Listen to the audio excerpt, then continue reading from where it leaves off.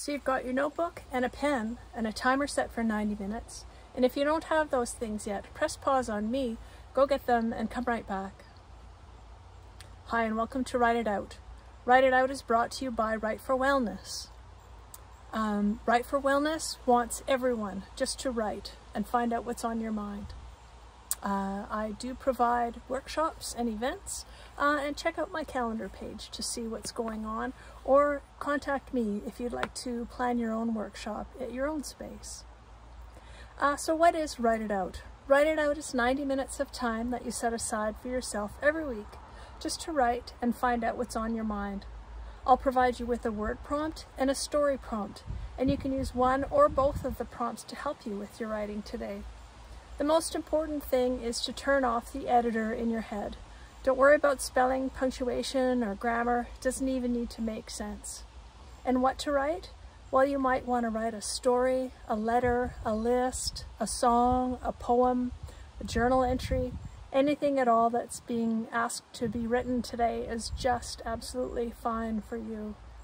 It's my hope that at one point you'll look back on what you've written today and find some gems of knowledge or wisdom or understanding that you hadn't realized that you'd had before. So I do like to start with a short relaxation, and that's just to separate the busyness of your day from your writing time. It's kind of a note to self that, okay, now is the time I can let everything go and just write. So find a nice, quiet, comfortable place to sit, hopefully either outside or looking out a window, or maybe at a plant in your house. And you can close your eyes or just watch the screen and take a nice deep breath. In through your nose, out through your mouth, and just relax. Relax your eyes, your ears, your jaw. Relax your shoulders down away from your ears. From your shoulders, follow your arms down into elbows, elbows into wrists, and wrists into hands. Just relax there. Feel the heat that's in your hands. Feel the aliveness that's there, and just notice. And from your neck, follow your spine down, behind your lungs, your heart space, your belly, just relaxing all the way right into your sitting bones and your hips. And from your hips and your sitting bones, follow your legs across to knees, from knees down into ankles, and from ankles into feet. Just relax right down into the ground. Feel the support and the grounding that it offers. Whether it's the floor or the earth, just make that contact. And take another nice deep breath. So our word for today is the word mix, M-I-X, mix, or mixes, or mixing, or mixed, or whatever that word makes you think of. And the story prompt today is from the book Prodigal Summer by Barbara Kingsolver. So here's our story prompt for this week. It was only 4 hours later, in the 11th hour of the 9th month. It was only 4 hours later, in the 11th hour of the 9th of May, as the dryer clicked and droned downstairs and she sat beside her bedroom window reading, that Lusa's life turned over on this one simple thing. A potent rise of scent as her young husband reached out his muscled arm for a branch of flowers. Here was what she'd forgotten about, the full, straight truth of their attachment. Her heart emptied of words for once and filled with a new species of feeling.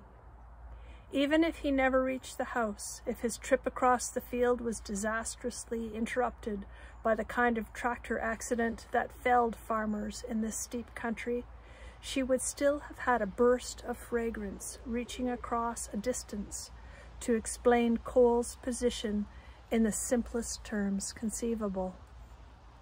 Lusa sat still and marveled. This is how moths speak to each other. They tell their love across the fields by scent. There is no mouth. The wrong words are impossible. Either a mate is there or he's not. And if so, the pair will find each other in the dark.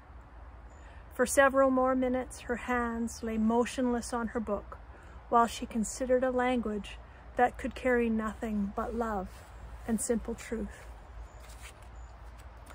So that's our story prompt. Again, our word prompt is the word mix.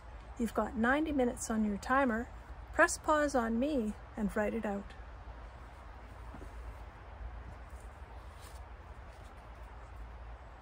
And welcome back.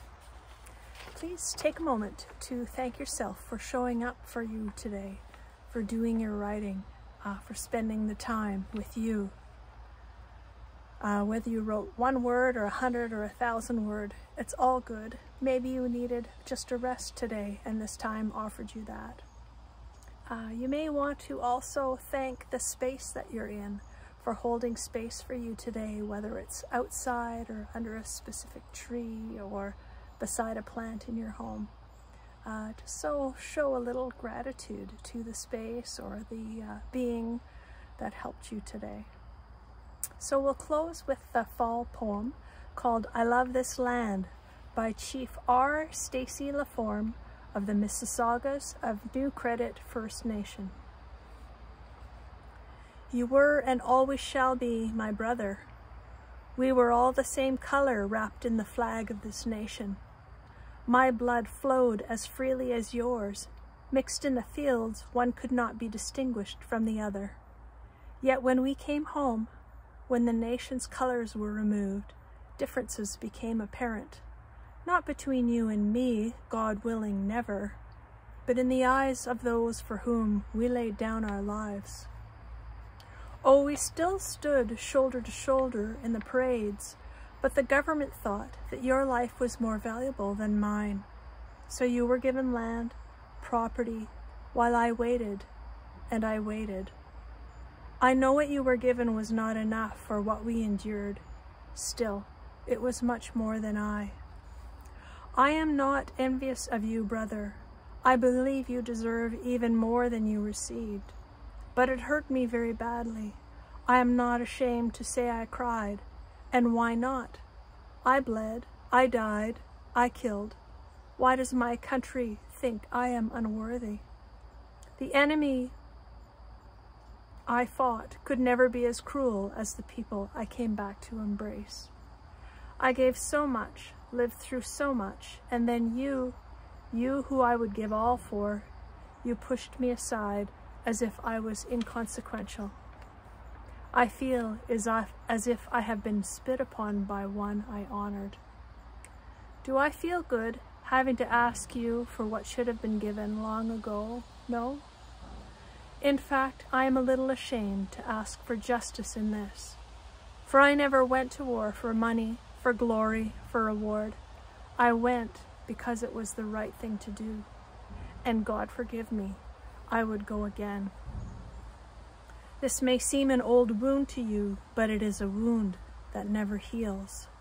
For it is a wound to my people's heart and soul, and insult to our pride. And we deserve so much better, especially from you.